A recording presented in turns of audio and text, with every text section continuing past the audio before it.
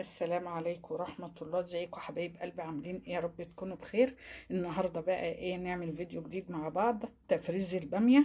إيه معانا هنا 3 كيلو من البامية، انا بفرزهم وفرزتهم بالشكل ده كده.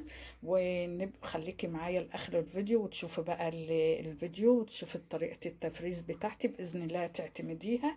وطريقة سهلة وبسيطة قوي، وتفضل البامية معاكي لحد اخر الكيس، تستعمليه اللون الاخضر الجميل معاكي. يلا بينا بقى على الطريقة بتاعت التخزين بتاعتنا والطريقة بتاعتي. شوفيها قبل ما نروح بقى للطريقة وطريقة التخزين. تنسنيش في لايك وشير واشتراك في القناة، بحبكم في الله احلى متابعين. السلام عليكم ورحمة الله. ازيكم حبايب قلبي؟ عاملين ايه؟ يا رب تكونوا بخير. النهاردة بقى نزلنا السوق وجبنا بقى بامية للتخزين. شايفين البامية اللي انا جايباها للتخزين؟ تبقى خضرة وصبحة وما فيهاش نقطة مية وناشفة. يعني تيجي من الارض كده، تجيبيها كده تبقى جاية من الارض، ما فيهاش مية ولا فيها اي حاجة. تبقى خضرة وبالشكل ده كده. تمام يا بنات. ويا ريت بقى ايه، يعني اللي حابب يخزن يخزن دلوقتي، لان اصلا كل ما بتقعد شويه كمان مش هتبقى ايه الباميه مش هتبقى حلوه، مش هتبقى نظيفه. تمام. احنا بنبدا بقى انا ايه نقشرها بالمنظر ده. طبعا انا مش بشقها، لان انا انت هتخزنيها ما تشقهاش من هنا. بالشكل ده بس كده. اعمل معاكم كمان واحده كده. ممكن بقى الحته اللي قدام وبس. تمام يا بنات، بالشكل ده كده.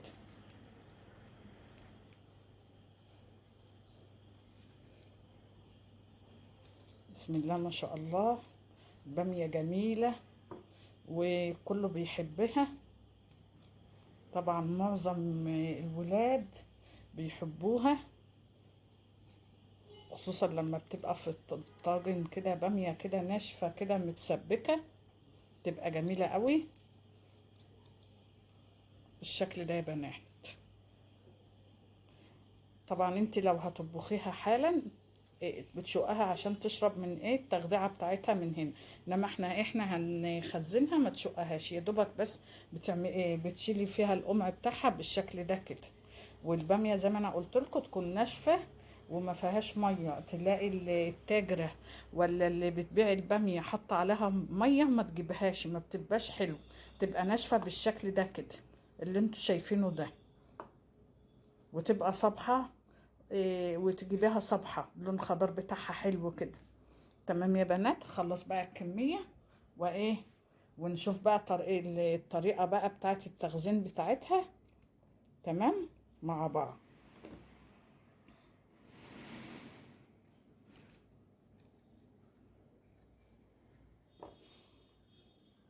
بقى يا بنات، انا كنت خلصت ترجيع البامية وهنا المية معايا بتغلي اهي. انزل بقى بايه، بليمونتين كده.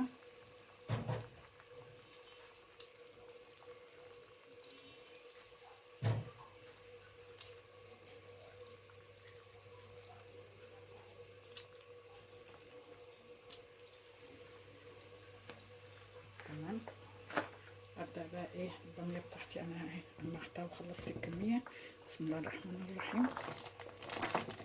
ابدا بنزل بالكميه بتاعتي بالراحه كده، واحده واحده.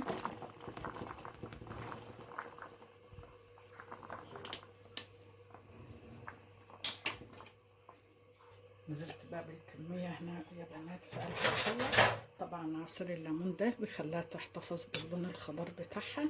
تمام كده. انا يا دوبك بنزلها وما قبل ما تقلب بكون مفضياها في ايه في المصفى. تمام. في تكايه بقى كده برضه بتخليها تحتفظ باللون الاخضر الجميل بتاعها لحد ما اخر حبايه بتستعمليها في السنه معاكي. انا هنا يا بنات صفيت الباميه بتاعتي، نزلت عليها بميه بالشكل ده كده. تمام كده. هنزل برضه بميه متلجه كنت عليها من التلاجة، ميه ساقعه كده، تعصرنا بالميه الساقعه بالشكل ده مع الميه بتاعت الحنفيه. تمام يا بنات. برضو ايه تخليها تحتفظ بلون الخضار بتاعها. صلوا على النبي كده يا جماعة. اللهم صل وسلم وبارك عليك يا حبيبي يا رسول الله. بسم الله ما شاء الله. اللون بتاعها جميل، محتفظة باللون الخضار بتاعها. تمام كده يا بنات. انا هسيبها بقى يا بنات كده شوية. انا كده بدأت اقلبها عشان اللي تحت البامية اللي تحت سخنة بالشكل ده كده. تمام. هسيبها بقى ايه تتصفى من المية ونسيبها شوية تبرد. بعد كده هنعبيها مع بعض من الاكياس.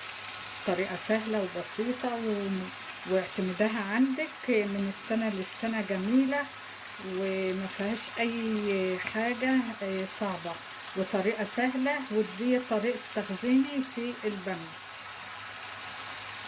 بإذن الله. تجربها تعجبك قوي.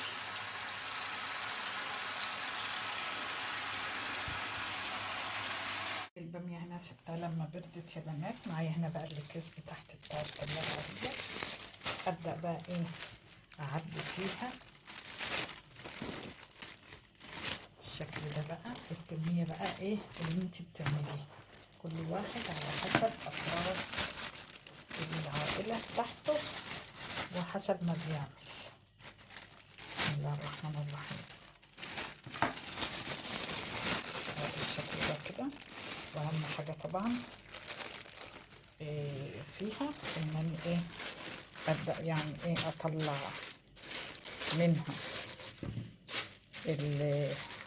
الهواء من الكيس بتاعي بالشكل ده كده. تمام. اعمل معاكم كمان كيس عبد كمان تسمعوكم. بسم الله الرحمن الرحيم. صلوا بنا على النبي. اللهم صل وسلم وبارك عليك يا حبيبي يا رسول الله. الكمية دي يا بنات 3 كيلو. شوفوا تعمل معانا قد ايه. ماشي بالشكل ده كده. نبدأ بقى ايه اهم حاجة تفضي الهواء من الكيس جامد بالشكل ده. تمام. وصلتوا بقى معايا بقى لحد هنا معايا بقى في البامية لحد هنا لحد التعبية. لايك بقى وكومنت حلو كده منكم. ربنا يجعلكم كده نعمة في حياتي يا رب. بسم الله. انا عاملة كيس كبير. ساعات عندك عزومة كده برضو لازم تعملي ايه كيس كبير كيس صغير برضو، علشان لو عندك ضيف ولا حاجة وحبيت تعملي بقى على السفرة كده طاجن بامية، يبقى معاكي الكيس ايه تطلعيه تعمليه ايه على طول. تمام يا بنات. كمل بقى الكمية. وبكده بقى يا بنات الكميه بتاعتي خلصت اهيت وعبيتها في الاكياس بالشكل ده. واهم حاجه انك انت تطلعي الهواء من الاكياس، تفضل معاكي اللون بتاعها اخضر لحد اخر كيس بتستعمليه. بكده بقى يا بنات الفيديو بتاعنا وتفريز الباميه خلص. متنسونيش في لايك وشير واشتراك في القناه. اسيبكم في رعايه الله في فيديو جديد من مطبخ بشاير الخير.